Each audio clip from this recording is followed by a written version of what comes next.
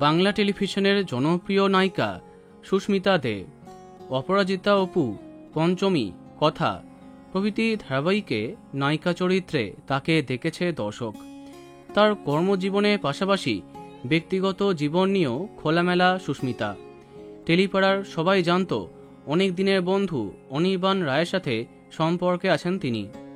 ইন্ডাস্ট্রিতে আসার অনেক আগে থেকেই তাদের পরিচয় এবং প্রেম।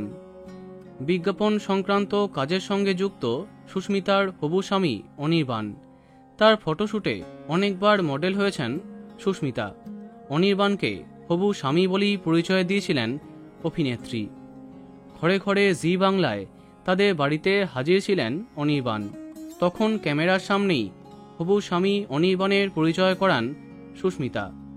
কদিন আগেই তারা জানিয়েছিলেন তাদের বাগদান হয়ে গেছে। এমনকি সামাজিক মাধ্যমে তাদের এনগেজমেন্ট রিংয়ের ছবিও পোস্ট করেছেন সুস্মিতা। কিন্তু এর মাঝে দুঃসংবাদ টেলিপাড়ায়। এত বছরের প্রেম এবং বাগদানের পরেও সম্ভবত তৃতীয় ব্যক্তির আগমনে ভাঙল এই প্রেম।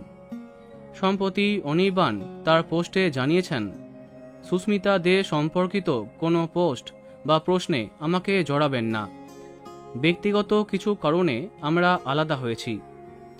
তবে কিছুক্ষণ পরে তা মুছে দেন তিনি। কিন্তু তাহলে কেন এই ব্রেকআপ? সুস্মিতার সঙ্গে যোগাযোগের চেষ্টা করা হলে তিনি ফোন ধরেননি।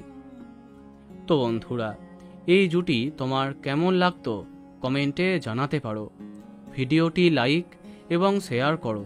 এই রকম আরও অনেক ভিডিও পেতে সাবস্ক্রাইব করো কারেন্ট পজ।